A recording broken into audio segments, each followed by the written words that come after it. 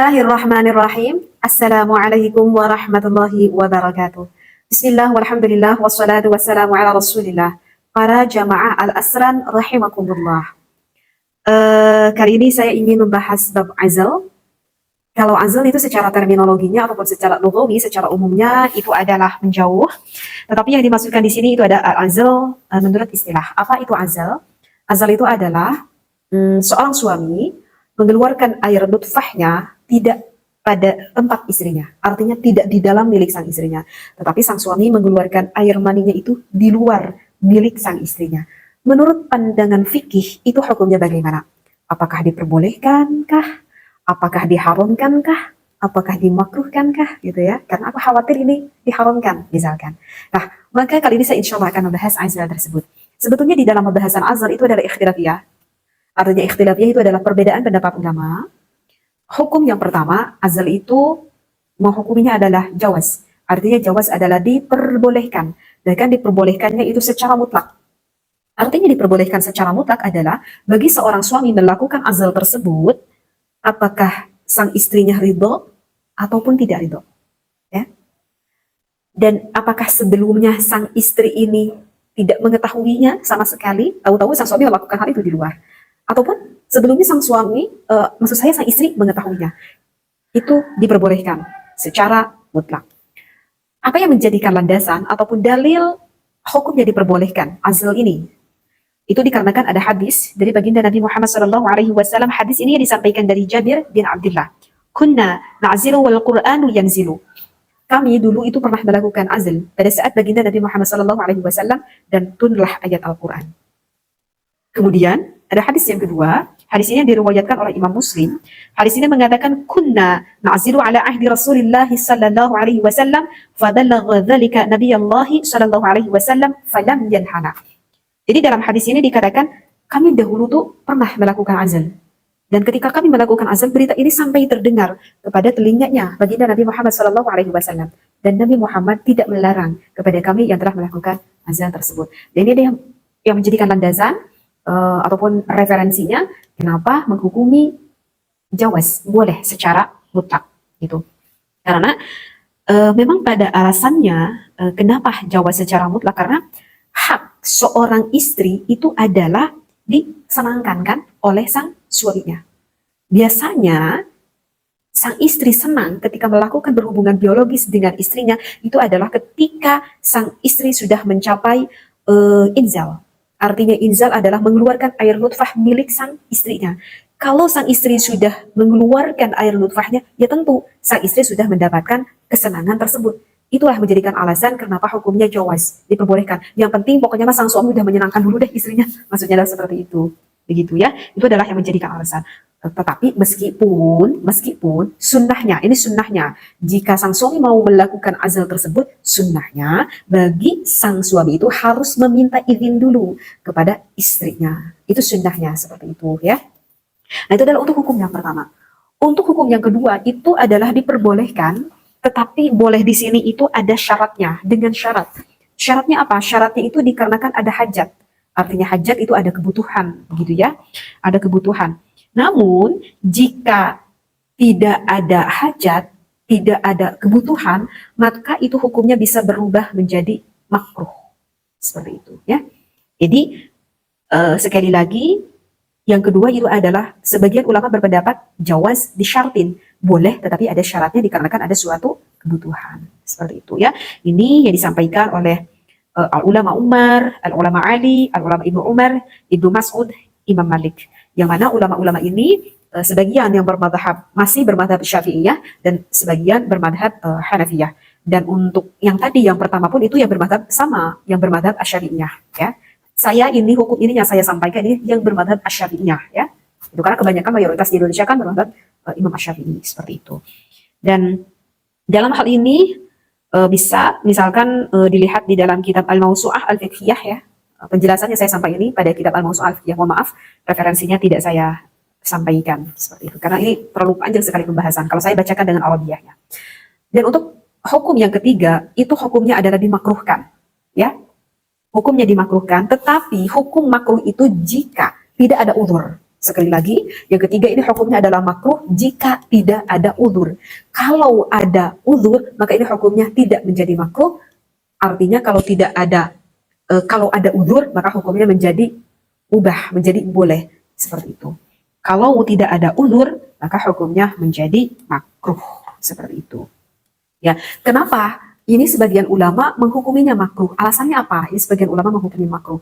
Sebagian ulama menghukumi makruh itu dikarenakan kalau bagi pasangan suami istri melakukan azal tersebut, itu alasannya akan mengurangi rasa kenikmatan bagi seorang suami dan istri ketika melakukan hubungan biologis tersebut. Gitu ya. Oke teh, memang tadi istri saya itu udah keluar. Tetapi coba ya, ini bisa berterus terang aja dan bisa dirasakan bagi pasangan suami istri. Sang suami jika mengeluarkan di tempatnya, namanya juga kan punya tempat, berarti di tempatnya, itu rasanya akan lebih nikmat daripada dikeluarkan selain dari tempatnya. Begitu juga sebaliknya, bagi sang istri, meskipun sudah istrinya itu udah senang duluan, artinya dikarenakan udah inzal, udah keluar, ketika sang suami mengeluarkan di tempat milik sang istrinya, maka biasanya sang istrinya akan mendapatkan kenikmatan kembali. Nah, oleh karena itu ulama menghukumi makruh karena kasihan nanti suami dan istrinya mengurangi akan rasa kenikmatan tersebut. Itu adalah alasannya kenapa dimakruhkan. Dan alasan yang kedua kenapa dimakruhkan, karena kalau kita melakukan azal berarti otomatis kita nggak bisa punya anak dong, gitu kan? Karena kan dikeluarkannya di luar. Sedangkan baginda Nabi Muhammad SAW menyuruh kepada umatnya lebih baik memperbanyak keturunan. Tanakahu, tanasalu, fa inni mukatsirun bikumul umama yaumal qiyamah. Seperti itu. Itu adalah alasan kenapa ulama berpendapat hukumnya adalah makruh. Nah, bagaimana kalau misalkan melakukan azal itu dikarenakan ada uzur? Dikarenakan ada uzur, maka uzur seperti apakah yang dimaksudkan di sini? Baik, uzur yang pertama di sini dikatakan dalam kitab ini adalah jika misalkan bagi pasangan suami istri tersebut kenapa melakukan azal ini dikarenakan pada saat ini aku berada di lingkungan non-muslim, gitu ya.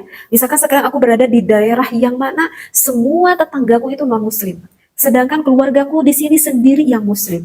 Misalkan aku tuh sebelumnya udah punya anak, misalkan 2, dan anak-anakku sekarang udah pada besar, kemungkinan keimanannya kuat, karena udah aku ajarkan, gitu ya. Karena sebelumnya aku tinggal di daerah muslim, karena ada suatu pekerjaan sehingga aku harus tinggal di sini, dan sekarang aku tinggal di daerah non-muslim, misalkan. Jadi aku khawatir sekali kalau sekarang aku mengandung lagi, aku punya anak lagi, aku khawatirnya aku tidak bisa menerapkan keimanan yang kuat kepada anakku, karena nanti anakku akan berkecimpung dengan teman-teman yang non-muslim. Nah, sehingga begitu khawatir sekali bagi suami dan istrinya kalau punya anak lagi itu khawatir sekali. Nah, itu yang dimaksudkan uzur yang pertama. Sehingga hukumnya diperbolehkan melakukan azal tersebut. Yang kedua adalah seorang perempuan hamba sahaya takut pengaruh perbudakan. Untuk yang kedua mungkin sekarang sudah tidak ada sehingga tidak perlu aku terangkan. Dan yang ketiga alasan uzur tersebut bagi seorang istri, misalkan seorang istri itu yang punya penyakit. Gitu. Kata dokter itu Bu, wayahna ibu tuh gak boleh lagi punya anak. Karena kalau ibu punya anak lagi, kemungkinan penyakit yang sekarang ibu derita takut tertular ke jabang bayi yang ada di dalam rahim. Jadi lebih baik ibu gak perlu hamil lagi. Sedangkan si ibu ini mau melakukan KB apapun itu gak cocok. Udah pakai pil suntik, istilahnya KB apapun udah gak cocok. Gak ada lagi cara lain kecuali melakukan azal ini. Nah, maka itu hukumnya tidak apa-apa, menjadi diperbolehkan. Untuk uzur yang keempat itu adalah misalkan contohnya adalah seorang ibu, anak tuh masih kecil banget, masih menyusui. Ya, ini seorang ibu yang masih menyusui. Aku belum mau punya anak. Kenapa? Karena kalau aku mau punya anak, aku masih menyusui gitu. Karena kalau sekarang aku punya anak lagi, aku khawatir nanti gizinya akan mengurang gitu. Seperti karena kan kalau misalkan kita mengandung sedangkan kita lagi menyusui, maka kata bidan itu harus diberhentikan kita menyusuinya karena khawatir nanti bayi yang ada di dalam kandungan tersebut kurang gizinya gitu. Dan kebetulan sekali hal itu pun kejadian gitu, pernah kejadian sama saya dari anak kedua ketiga itu kayak anak kembar karena jaraknya itu saking saking deket banget gitu. Saya masih menyusui anak saya baru 5 bulan, ternyata saya sudah mengandung lagi karena memang aku tidak di KB seperti itu. Dan memang betul apa yang disampaikan oleh bidan, katanya aku harus berhenti menyusui anakku yang kedua. Karena kalau aku meneruskan menyusui nanti khawatir anakku yang ketiga dalam kandungan ini kurang gizinya seperti itu. Oh, sedih sekali aku harus menghentikan menyusui anak yang kedua itu ya, diganti sama jadi anak sapi gitu ya. Jadi pakai susu formula seperti itu. Nah, maka itu tidak apa-apa jika merasa ibu khawatir, merasa kasihan, maka tidak apa-apa melakukan azal tersebut. Dan untuk uzur yang kelima itu adalah misalkan dikhawatirkan karena pada zaman sekarang itu semakin hari zaman itu semakin rusak, maksiat sudah di mana-mana, bahkan orang melakukan maksiat sekarang sudah tidak malu-malu, sudah tidak ditutupi lagi. Aku khawatir sekali semakin banyak anak tidak bisa menerapkan anakku secara islami karena zamannya sudah semakin mengkhawatirkan. Nah, itu juga bisa menjadikan salah satu alasannya. Nah, itu adalah kelima uzur yang mana hukumnya bisa saja tidak menjadi makruh dikarenakan ada keuzuran tersebut.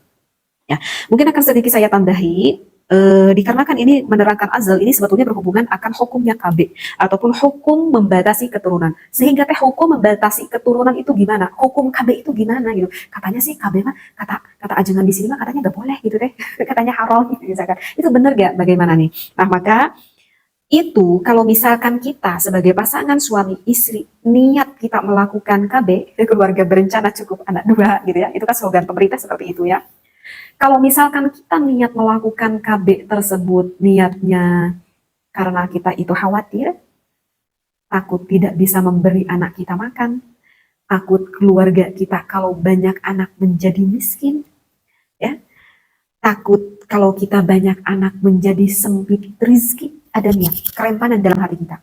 Maka ketika kita melakukan KB tersebut, menurut pendapat ulama, hukumnya adalah diharamkan. Jadi bukan KB-nya, ini nih, niat di dalam hati kita, ketauhidan kita kepada Allah yang menjadikan haramnya, bukan menggunakan KB-nya itu tersebut. Paham ke di sini ya? Kenapa diharamkan? Karena kita telah bersuudzon kepada Allah. Karena kita telah bersuudzon, kita telah berburuk sangka kepada Allah. Memang rezeki Allah itu terbatas, memang rezeki Allah itu tidak terbatas. Jika kalau niatnya kita karena itu adalah haram. Karena Allah Ta'ala telah berfirman, A'udzubillahi minasyaitonirrajim, ولا تقتلوا أولادكم خشية إملاق نحن نرزقهم وإياكم إن قتلهم كان خطأ كبيرا. Wallahu a'lam bil muradih. Artinya adalah janganlah kamu membunuh anak-anakmu karena takut miskin.